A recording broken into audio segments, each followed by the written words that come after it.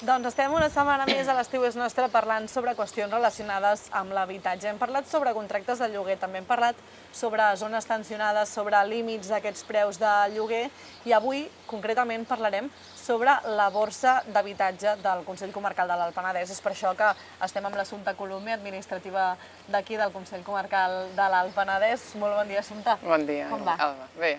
Una mica de nervis? Sí. Els podrem treure, aquestes coses ja se sap, sempre quan hi ha càmeres. No, la qüestió, parlant sobre la borsa de lloguer, explica'ns una mica què és i qui pot entrar en aquesta borsa, no? Tant per un costat com per l'altre.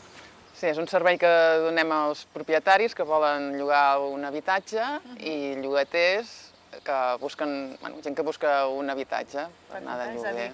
Qualsevol persona que busqui pis i que només està mirant immobiliàries o que només està mirant portals per internet, també pot entrar a la borsa de lloguer del Consell Comarcal, que potser algun habitatge que no existeix, no? Més enllà d'això, o que hi ha més opcions, segurament. Sí, a més, molta gent no ens coneix, vull dir, també això és una manera de conèixer-nos avui, no?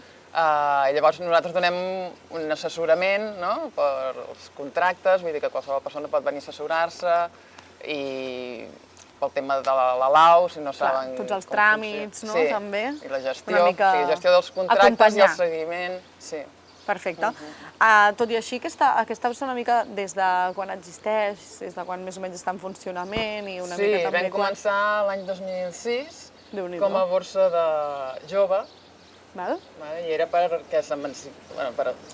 poder ajudar l'emancipació amb el jovent, i que després, de seguida, ja va tenir-hi accés tothom. Perfecte.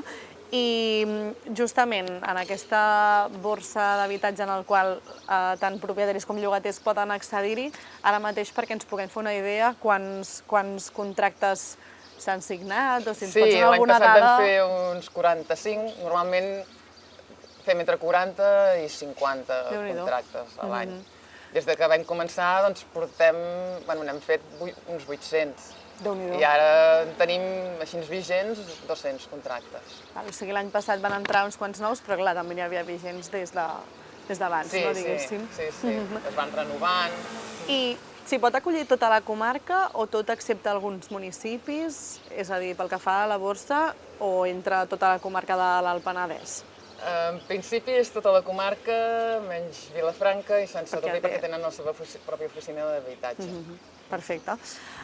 I també et volia preguntar una mica quins són els requisits per formar part d'aquesta borsa, és a dir, tots els propietaris poden entrar-hi, tots els llogaters poden venir i entrar en aquesta borsa? Sí, pot venir qualsevol persona. Referent als llogaters, doncs, el que han de complir és que hi hagi ingressos, perquè si no com pagaran el lloguer, però depèn de cada... s'ha de valorar, perquè hi ha moltes casuístiques, vull dir, es mira, clar, l'unitat de convivència, el municipi on volen anar, vull dir, es miren diferents coses. Després, per part dels propietaris, el que els demanem és arribar a un acord sobre tot això, i llavors el que sí que han de tenir, que és obligatori per tothom, vull dir, qualsevol contracte han de tenir la cèdula d'habitabilitat, el certificat d'eficiència energètica, també els demanem la nota simple registrada amb els propietaris per verificar que són els propietaris d'aquell habitatge, perquè avui dia hi ha tantes coses estranyes. De tot i més, sí, segurament. I pels mateixos propietaris hi ha alguns avantatges a l'hora d'entrar en aquesta borsa d'habitatge d'aquí al Consell Comarcal? Sí, per començar el servei és gratuït, tant per propietaris com per llogaters, i sobretot ara els propietaris són els que si van a una immobiliària, si van fora del servei públic, han de pagar ells les despeses, i aquí ho tenen tot gratuït. Després també els donem una assegurança a la llar gratuïta, assegurança jurídica també, en cas de... els hi cobrim el cobrament de les rendes, a l'hora de fer la declaració de la renda tenen una reducció del 70%. Els propietaris que deixin l'habitatge aquí a la borsa amb nosaltres, que això és interessant. I després també tenen bonificacions amb l'IBI d'un màxim d'un 95%, això depèn del municipi. Déu-n'hi-do. Són bastants avantatges per part dels propietaris i també a l'hora tenen, perdona, Sí, i també poden accedir a uns ajuts, els propietaris que ens deixin l'habitatge aquí amb nosaltres. En un altre capítol parlarem específicament d'ajuts, però està bé també mencionar-ho per saber això, no? Que també poden accedir a ajuts en quines matèries?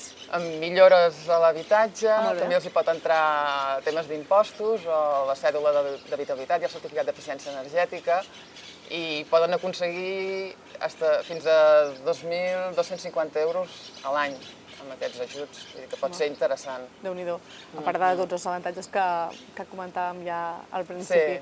Bueno, doncs una oportunitat poder explicar la borsa d'habitatge, que de fet, Déu-n'hi-do, tot i que diguessis que us voleu donar a conèixer 800 contractes de lloguer signats al llarg d'aquests anys, no és poca cosa, No és poca cosa. Jo ho has dit i he dit, ostres, Déu-n'hi-do. Molt bé, doncs, moltíssimes gràcies, Assumpta. Igual que en les altres píndoles que hem parlat d'habitatge, també, i també tal com comentaves, jo crec que una mica el missatge també és que qualsevol persona que busqui pis o que potser tingui ganes de posar una propietat seva a lloguer pot venir aquí que expliqueu més qüestions en el cas concret, no? Pel que fa a la borsa d'habitatge. Sí, que vinguin a assessorar-se, que això és molt important avui en dia perquè hi ha moltes estafes, hi ha moltes coses que no... Totalment. No són normals. Ara sí, moltes gràcies, Assumpta. Vinga, merci a tu. Vinga.